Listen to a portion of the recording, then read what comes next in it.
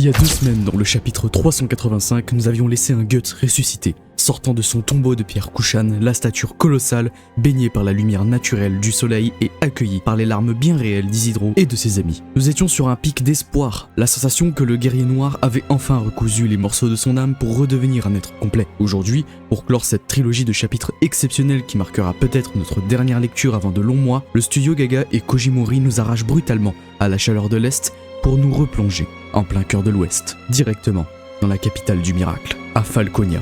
Et quel choc, chers strugglers! Quelle claque monumentale! On a passé des années à regarder Griffiths du bas vers le haut. On a appris à le craindre comme une divinité intouchable, un être absolu qui avait manipulé la causalité elle-même pour s'ériger un royaume éternel, immaculé, où la souffrance humaine semblait avoir été bannie au profit d'un rêve doré. On pensait que Falconia était l'apogée ultime de son ambition.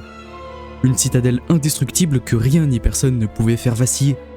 Mais le chapitre 386 vient de briser ce masque avec une violence psychologique inouïe. En l'espace de seulement 22 planches, l'illusion parfaite s'est fissurée de l'intérieur. Ce que nous découvrons aujourd'hui n'est pas un roi triomphant au sommet de sa gloire. C'est un homme, ou plutôt une entité, remise à sa place de la manière la plus humiliante qui soit par ses propres pairs. Pour la toute première fois depuis l'éclipse, nous voyons Griffiths perdre le contrôle. Nous voyons son visage se tordre sous le poids de la stupeur, de la frustration et d'une haine sourde qu'il ne parvient plus à dissimuler. Parce que derrière le marbre blanc, derrière les fontaines et les sourires béats des citoyens de Falconia, se cache la vérité la plus sordide de l'œuvre. Le Faucon de Lumière n'est pas un dieu. Il n'est même pas un vrai conquérant. Il est le prisonnier pathétique de sa propre utopie. Installez-vous confortablement, prenez-vous un thé ou qu'importe, parce qu'aujourd'hui, nous n'allons pas simplement analyser les planches du dernier chapitre. Nous allons décortiquer la chute idéologique de l'Antéchrist, analyser le schisme politique qui menace l'Empire, plonger dans la hiérarchie terrifiante du God End et comprendre pourquoi la phrase finale de ce chapitre remet en question l'intégralité de la cosmologie imaginée par Kentaro Miura. Bienvenue dans l'analyse du chapitre 386.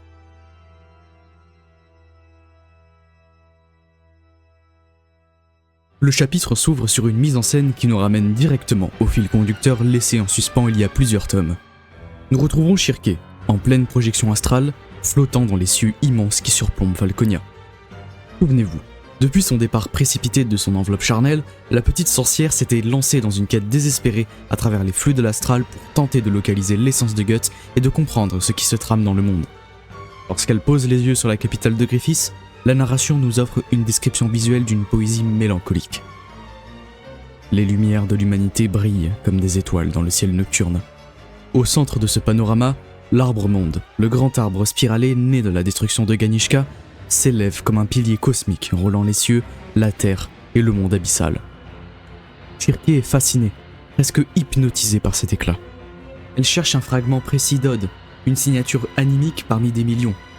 Mais très vite, on ressent son épuisement, sa confusion face à la densité écrasante de l'aura qui émane de la cité. L'ode écrasant de Griffiths qui saturerait presque l'atmosphère. Et elle n'est pas seule dans cette sphère de perception. Au sol, la jeune Sonia, la médium attitrée du faucon, lève les yeux vers le ciel. Elle capte instantanément la présence de Shirke, la comparant à un vol migrateur d'oiseaux qui reviennent petit à petit après avoir parcouru un très long chemin. Cette joute silencieuse à distance entre les deux jeunes filles est capitale. Elle nous rappelle que la guerre qui se prépare ne sera pas qu'un affrontement d'épée et de chair, mais une bataille de perception astrale. Mais le véritable tournant narratif de ce début de chapitre intervient quelques instants plus tard, lorsque Sonia et le jeune Mule s'approchent de Griffiths au sein du palais royal pour lui faire leur rapport militaire. Et là, les amis, attardons-nous sur ce dialogue, parce qu'il est d'une importance capitale pour le world building de Berserk. Mule prend la parole, le visage grave, et lâche une information politique grave. La situation est compliquée. Les efforts pour détruire les bêtes maléfiques et libérer d'autres royaumes progressent rapidement. Mais à l'est, dans les terres des Kushan, les restes de certaines nations déchues se sont ironiquement tournés vers le brigandage. Ceux chassés de leurs terres et ceux qui restent fidèles aux anciennes croyances se rassemblent dans un lieu lointain. En bref, nous commençons à voir des gens rejeter l'assimilation à Falconia. Nous ne pouvons donc plus l'ignorer. Arrêtons-nous 2 secondes sur la portée de ces mots. Depuis que la grande fusion du monde astral a eu lieu, depuis que les créatures mythologiques, les trolls, les ogres et les dragons ont envahi la réalité physique, Falconia nous a toujours été présentée comme le seul et unique refuge possible pour l'humanité. un sanctuaire absolu en dehors duquel il n'existerait que la mort, la terreur et le chaos. Pourtant, comme un membre de notre communauté l'a très justement soulevé dans les commentaires de la rediffusion, comment est-il possible que des humains, en pleine apocalypse, décident délibérément de tourner le dos à un empire immortel dont la présence divine semble indéniable? La réponse est fascinante et elle réside dans la nature même du fascisme utopique de Griffiths. Falconia n'est pas une république libre, c'est une machine d'assimilation. Pour y vivre en sécurité, il faut renoncer à son identité, à son passé et surtout à ses anciennes croyances, pour se prosterner devant un culte unique, celui du Faucon de Lumière. Ce que Mule nous révèle ici, c'est le début d'un schisme mondial. Une résistance idéologique est en train de naître à l'Est. Les peuples opprimés, les nations déchues qui refusent d'effacer leur mémoire, et les survivants qui flairent le mensonge derrière la lumière aveuglante du salut de Griffiths, se rassemblent sous une même bannière dans les terres Kushan. Sur la planche qui accompagne ce rapport, on aperçoit clairement les silhouettes de Silat, des valeureux guerriers Bakiraka, du vieux sorcier Daiba et de nos compagnons comme Ricard et Hazan. Le monde est désormais officiellement scindé en deux blocs diamétralement opposés. À l'ouest, Falconia, l'empire utopique, immaculé en apparence mais fondé sur la soumission absolue, la perte du libre arbitre et un sacrifice de masse. À l'est, la résistance Kushan, un rassemblement d'exilés, de parias, de guerriers meurtris et de croyants d'ancienne foi qui choisissent la dangerosité du monde réel plutôt que la sécurité d'une cage dorée. Face à cette révélation d'une rébellion qui grandit, la réaction de Sonia est particulièrement révélatrice de la mentalité qui règne à la cour du Faucon. Avec une arrogance hautaine et un détachement glacial, elle s'exclame. Désespérée, n'est-ce pas? On ne fait rien de mal ici, pas vrai? S'accrocher à de vieilles idées erronées, c'est se condamner à être laissé derrière. Vous ne devenez qu'un obstacle sur la route du progrès. À quoi pense-t-il? Sonia incarne ici le citoyen endoctriné parfait. Elle est tellement persuadée de la justice absolue de son camp qu'elle perçoit toute divergence d'opinion non pas comme un choix humain, mais comme une anomalie, une stupidité, un obstacle au progrès. Mais regardez la réaction de Griffiths face à ce rapport. Il ne s'énerve pas immédiatement, il affiche un calme olympien et répond par une réflexion philosophique glaçante sur la psychologie des foules.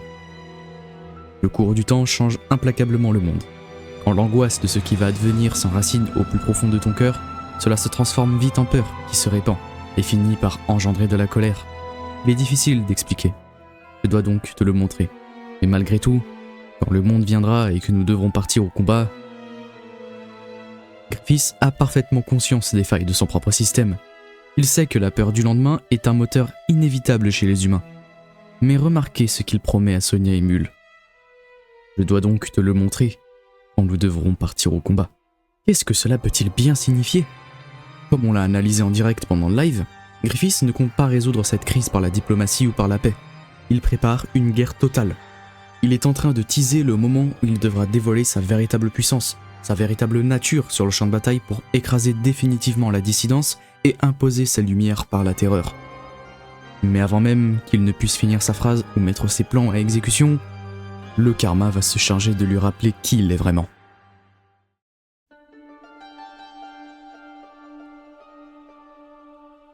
Avant d'aborder le climax terrifiant de ce chapitre, il est impératif que nous prenions le temps de décortiquer la psychologie profonde de Griffiths. Parce que ce que nous avons vu dans ce chapitre 386 valide de manière éclatante tout ce que nous défendons sur la chaîne depuis des mois et aujourd'hui sur le Discord. Pendant notre conférence en direct avec les membres de l'Interstice, une analogie fascinante a été proposée par un abonné.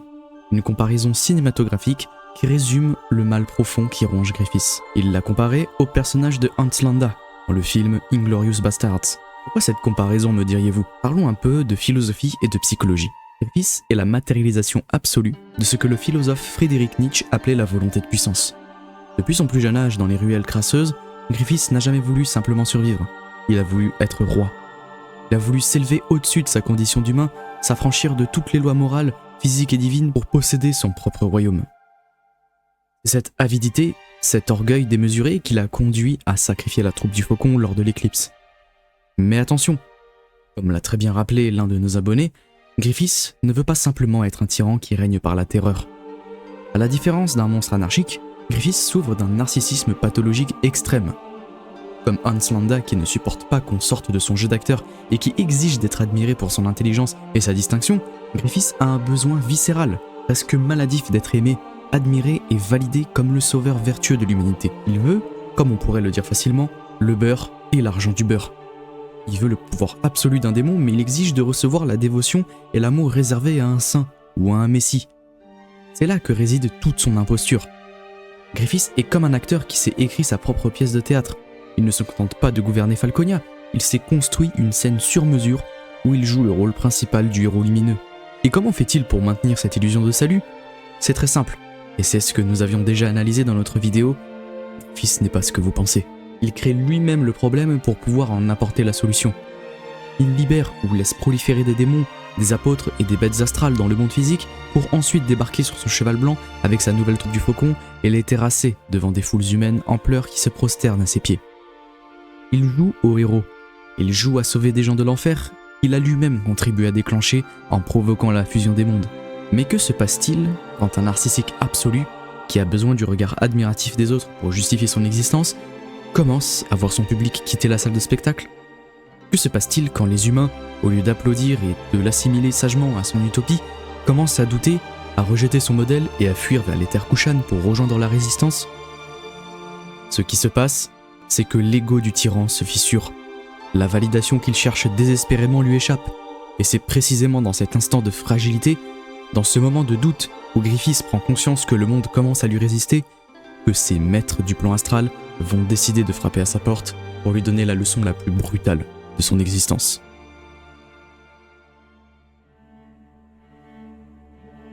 Nous arrivons au climax du chapitre. Alors que Griffiths est en pleine conversation avec Sonia, quelque chose bascule. Une pulsation sombre, un battement de cœur surnaturel résonne.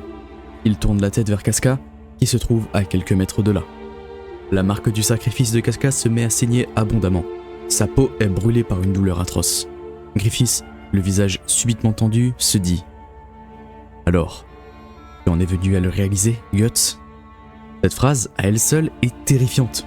Griffiths sait, il a ressenti, à travers les flux de la causalité et de l'astral, que le guerrier noir venait de s'éveiller à sa véritable nature au fond de la Stupa Kushan. Il sait que l'anomalie est désormais complète, mais il n'a même pas le temps de s'attarder sur cette pensée. Alors qu'il s'interpose devant Casca, un brouillard noir, une masse d'ombre dense, putride et chargée d'une énergie maléfique, commence à s'extirper des colonnes du marbre blanc du palais de Falconia. L'air devient étouffant, et de ces ombres émergent des silhouettes que nous connaissons tous trop bien. Des visages géants, des formes spectrales et monstrueuses qui flottent dans l'air, dominant Griffiths de toute leur hauteur. Void, Slann, Conrad et Ubik. Le God End au grand complet vient de s'inviter dans le palais de Falconia. Comment les autres archanges peuvent-ils apparaître physiquement ou astralement en plein cœur de la cité humaine? Comme on l'a expliqué pendant le live, c'est la conséquence directe du propre acte de Griffiths. En détruisant Ganishka et en fusionnant le monde astral avec le monde physique pour créer son royaume, Griffiths a abattu toutes les barrières métaphysiques qui séparaient les dimensions. L'interstice est désormais partout. Le monde n'est qu'un monde ouvert pour les entités spirituelles.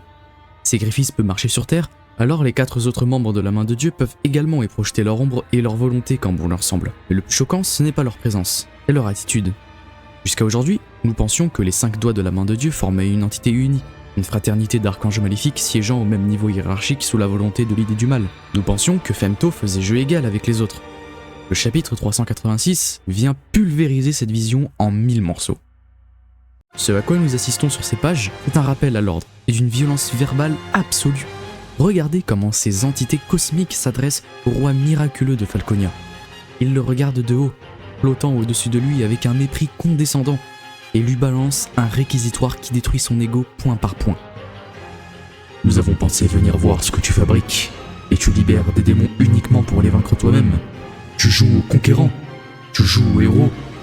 Une absurdité. Un semblant pire encore que les pitreries d'un enfant. Cela n'est qu'un mensonge, ou cela n'est qu'une illusion. Voilà ce que tu as à montrer de toi. Une vision fugace qui s'évanouirait au moindre souffle sur elle. Risible. Quel spectacle. Oh, quel spectacle. Est-ce que vous réalisez la portée de cette réplique? Les God End sont en train de se moquer de lui à gorge déployée. Ils mettent à nu toute son imposture théâtrale. Pourquoi le méprisent-ils à ce point? Eh bien parce que les 4 autres membres du God End, eux, s'assument parfaitement. Ils ne se cachent pas derrière des figures messianiques ou des capes blanches vertueuses. Ils sont la manifestation pure des vices, des peurs et des ténèbres du cœur humain. Leur fonction cosmique est de répandre la souffrance, la folie et le chaos pour nourrir l'idée du mal. Mais Griffiths, lui, refuse ce rôle anarchique. Il veut utiliser les pouvoirs divins accordés par le sacrifice pour jouer aux petits soldats. Il libère des monstres juste pour pouvoir parader devant les humains et se faire applaudir. Aux yeux d'entités aussi anciennes et insondables que Void ou Slann, l'attitude de Griffiths est puérile, pathétique et ridicule.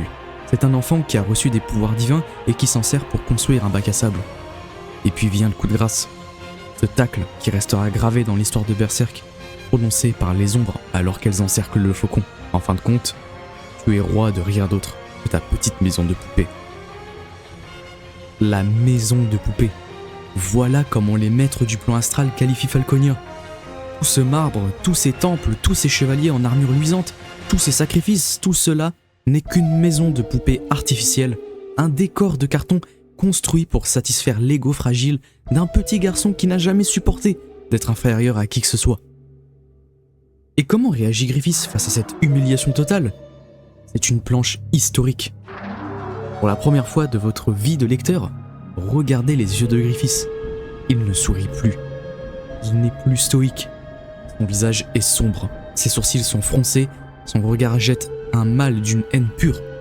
D'un geste violent de la main, libérant une onde de choc psychique phénoménale, il repousse les ombres des Godend et les dissipe dans le néant. Il refuse de les entendre davantage. Il refuse qu'on brise son illusion. Mais le mal est fait. Le masque est tombé. Le dieu intouchable vient de se faire cracher au visage dans son propre palais.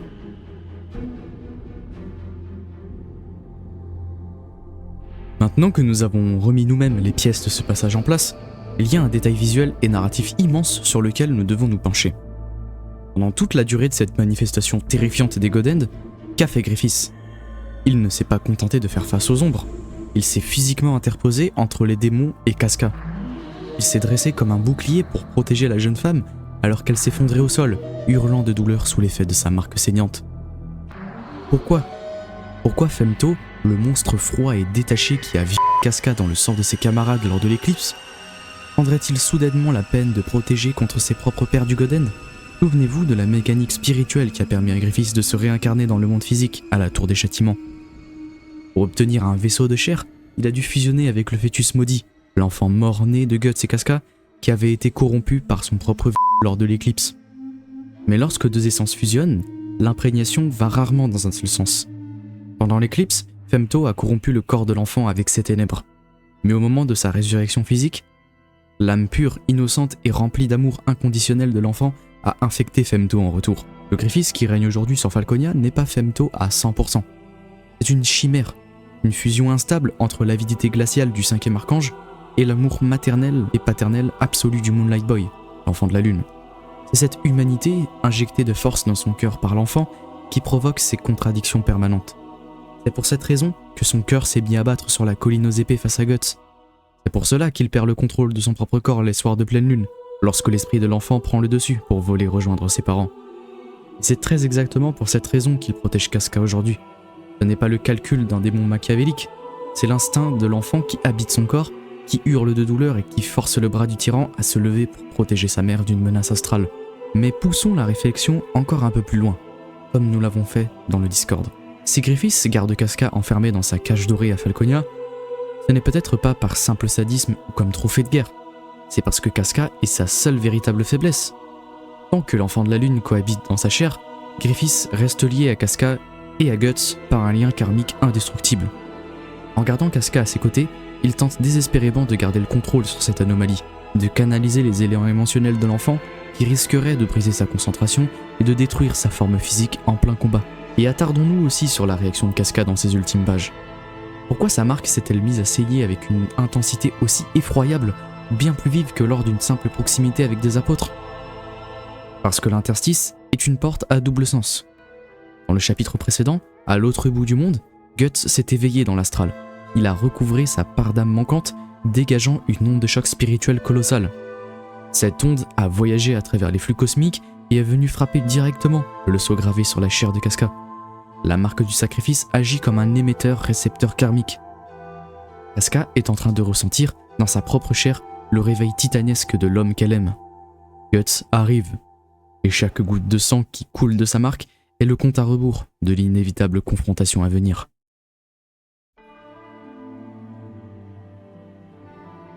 Pour bien comprendre vers quel abîme nous nous dirigeons pour la suite de l'œuvre, nous devons prendre du recul et observer le grand cycle de l'histoire du manga. Pendant le live, plusieurs abonnés ont évoqué une théorie qui circule depuis longtemps dans la communauté, mais qui prend aujourd'hui en crédibilité. La théorie du G, ou le parallèle fondamental entre Guts, Griffiths et Gaiseric. Kentaro Miura n'a jamais rien laissé au hasard dans sa construction mythologique.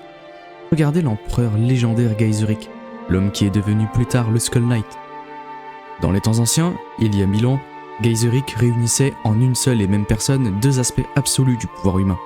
Il était un roi conquérant, capable d'unifier des dizaines de nations par sa vision et son leadership pour bâtir un empire gigantesque et une capitale resplendissante. Il était un guerrier invincible sur le champ de bataille, un combattant indomptable, vêtu d'une armure et d'un casque en forme de spectre, se battant au front en maniant une force physique surhumaine. Gaiseric était la totalité. Il possédait à la fois l'avidité royale de la conquête, associée au béélite écarlate de l'œuf du roi, et la rage primitive du guerrier. Mais qu'a fait Miura avec nos deux protagonistes contemporains ? Il a scindé cet héritage antique en deux moitiés parfaitement distinctes, diamétralement opposées. Prenons d'abord leur héritage dominant. Griffiths a hérité de l'ambition dévorante du roi conquérant. Il possède cette capacité magnétique à bâtir des empires, à séduire les foules et à s'asseoir sur un trône après avoir activé le béélite écarlate. Guts, à l'inverse, a hérité de la force brutale et de la rage indomptable du guerrier. Il porte sur ses épaules le poids maudit de l'armure du berserker et traverse les champs de bataille, l'épée à la main. Regardons ensuite leur rapport au monde astral. Griffiths est une entité astrale pure, un concept divin qui a fait le chemin vers le bas pour descendre s'incarner dans un corps physique. Guts est exactement l'inverse. C'est un être de chair, un humain ancré dans la matière qui a fait le chemin vers le haut, plongeant dans les abysses de l'astral pour recoller son âme et s'élever au-delà de sa condition mortelle. Et qu'en est-il de leur moteur psychologique ? Griffiths est alimenté par le narcissisme, le déni et le besoin maladif d'entretenir une illusion parfaite. Il refuse de voir ses propres failles. Guts, lui, est alimenté par la résilience, le poids écrasant de la culpabilité et une confrontation permanente avec la dureté du réel. Il ne se ment jamais à lui-même. Cette différence fondamentale se reflète dans leur rapport aux compagnons. Pour Griffiths, les autres ne sont que des échelons, des pions qu'il a froidement sacrifiés sur l'autel de son ambition pour s'élever dans la lumière. Pour Guts, ses compagnons sont son seul salut. Il refuse d'en sacrifier un seul et est prêt à se faire déchiqueter la chair, à briser ses propres os pour les protéger de l'obscurité. Ce qui nous amène, enfin, à la véritable nature de leur refuge. Le refuge de Griffiths, c'est Falconia, une capitale monumentale de marbre et de lumière mais qui s'avère être une prison glaciale, une maison de poupée et fondamentalement fausse. Le refuge de Guts, lui, n'a pas de mur. Sa famille, sa troupe, un ancrage humain, imparfait mais chaleureux et bien réel. Vous le voyez, chers strugglers, ils sont deux moitiés incomplètes d'un même archétype antique. Aucun des deux ne pourra jamais devenir l'autre. Et c'est précisément là que le destin de Gaiseric résonne comme un avertissement funèbre pour Griffiths. Souvenez-vous de la légende de la chute de la capitale de Gaiseric, racontée par Charlotte et Judo dans le tome 10. Un empire grandiose, le plus puissant du monde, qui s'est effondré en une seule et unique nuit de sacrifice, englouti par les péchés de son roi et par l'invocation de 5 anges descendus du ciel. Aujourd'hui, l'histoire est en train de se répéter sous nos yeux. Griffiths s'est bâti son empire légendaire. Il a construit Falconia sur les restes du monde antique. Et comme les Godend viennent de le lui cracher au visage, cet empire est construit sur du sable. C'est une maison de poupée, une prison glaciale. Tout comme Gaiseric a fini par tout perdre dans une nuit de chaos, la chute de Falconia est désormais inéluctable. Le schisme politique qui gronde à l'est avec les Kushan n'est que le symptôme extérieur d'une fracture cosmique beaucoup plus profonde. Griffiths est un Icare qui s'est volé des ailes blanches en sacrifiant sa famille. Et alors qu'il s'approche trop près de sa propre lumière, la cire est en train de fondre sous le regard moqueur des démons qu'il pensait contrôler.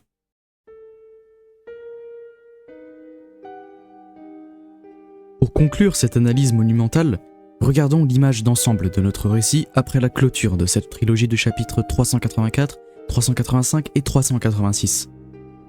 Appréciez le contraste narratif de génie que le studio Gaga et Kojimori ont construit sous nos yeux en l'espace de 2 semaines. Dans le chapitre 385, Guts était enfermé dans le noir, prisonnier d'une tombe de pierre froide, étouffant sous le poids de sa culpabilité au fond de la stupa Kushan. Mais lorsqu'il a brisé sa tombe d'un seul coup de poing, qu'est-ce qui l'a accueilli à l'extérieur? Ce n'est pas le vide, ce n'est pas une illusion, c'est la lumière chaude et bien réelle du soleil. Et surtout, ce sont les larmes d'amour et de joie d'Isidro, de ses amis qui l'attendaient fidèlement. Guts est sorti de prison pour trouver la liberté émotionnelle et la complétude de son âme. Dans le chapitre 386, c'est exactement l'inverse. Griffiths est au sommet d'une citadelle de lumière immense, entouré de marbre blanc et adoré par des milliers de sujets à Falconia. Mais lorsqu'on regarde à l'intérieur de son palais, qu'est-ce qu'on y trouve? Un schisme politique, des sujets qui commencent à rejeter son utopie, une femme maudite qui hurle de douleur, et des monstres astraux qui viennent flotter au-dessus de lui pour lui rappeler qu'il n'est le roi de rien du tout, si ce n'est de sa prison glaciale et de sa petite maison de poupée. Guts a transformé son habillement force pour redevenir libre et entouré. Griffiths a transformé son rêve en prison pour finir seul et moqué de tous. La table est désormais dressée pour l'ultime acte de la légende qu'est Berserk. Son Guts, désormais unifié dans son corps et dans son âme, va se mettre en marche aux côtés de la résistance Kushan et de ses compagnons. Ce ne sera pas un simple duel à l'épée, ce sera une guerre totale, un choc cosmique entre deux visions diamétralement opposées de l'existence. Le mensonge doré, la servitude volontaire et la peur du lendemain, incarnés par Falconia et Griffiths, la réalité brute, la douleur résiliente et la liberté indomptable de l'esprit humain incarné par le guerrier noir. Et dans cette guerre, Griffiths, blessé dans un orgueil démesuré, acculé par la dissidence humaine et le mépris des autres God-End, risque de commettre l'irréparable. S'il est poussé à bout, s'il perd le contrôle de sa propre scène de théâtre, le reverrons-nous libérer sa forme monstrueuse de Femto au grand jour devant ses fidèles? Assisterons-nous à l'effondrement apocalyptique de Falconia dans une seconde tour de Babel, ou un nouveau sacrifice universel? C'est là-dessus que nous allons nous quitter aujourd'hui, chers strugglers. Et maintenant, comme le veut notre tradition aujourd'hui immortelle, la parole est à vous dans l'espace commentaire. Que pensez-vous de la hiérarchie du Goden révélée dans ce chapitre? Pensez-vous, comme nous, que Void tire les ficelles depuis le début et que Griffiths va tenter de se rebeller contre l'idée du mal, ou contre ses pairs pour prouver sa supériorité? Comment interprétez-vous le geste de Griffiths envers Casca? Est-ce purement l'influence de l'enfant de la lune qui a infecté son cœur? Ou Griffiths cache-t-il un plan beaucoup plus sombre et égoïste concernant sa mère astrale? Et enfin, comment imaginez-vous la rencontre imminente entre l'armée Kushan à l'Est et l'Empire de Falconia? Je lirai tous vos commentaires, toutes vos théories et tous vos débats avec l'attention et la passion de toujours. N'hésitez pas à développer vos idées les plus folles, c'est là dans les commentaires que la vraie magie de notre communauté opère. Un immense et un colossal merci au Studio Kaga, qui nous prouve, chapitre après chapitre, qu'il porte l'héritage de Kentaro Miura avec un respect, une dignité et une maîtrise narrative exemplaires. Merci de faire vivre cette œuvre immortelle. Et bien sûr, merci à vous. Merci aux presque 200 vaillants guerriers qui sont restés jusqu'au bout lors de nos 3 lives. Merci à toute l'élite présente sur le serveur Discord de l'Interstice pour ces débats vocaux et écrits d'un niveau analytique incroyable. Lâchez votre meilleur like, partagez cette vidéo à tous les fans de manga autour de vous, et surtout, abonnez-vous si ce n'est pas encore fait. La montagne incroyable des 20 000 abonnés est juste devant nous, en ligne de mire, et c'est ensemble qu'on va aller la gravir pour représenter Berserk au sommet de YouTube comme il se doit. Et vous voulez prolonger cette aventure, débattre à chaud des prochaines théories ou participer à nos futurs lives? Le lien pour rejoindre le Discord de l'Interstice est juste en bas dans la description. Venez, on vous attend de pied ferme. D'ici la prochaine vidéo, qui portera sur une analyse exceptionnelle et théâtralisée du fameux chapitre supprimé 83 de Berserk, je vous le promets, ça va être grandiose. Restez forts, gardez la tête haute face à votre propre causalité et ne vous laissez jamais dévorer par votre propre bête. Prenez soin de vous, chers strugglers. À très bientôt.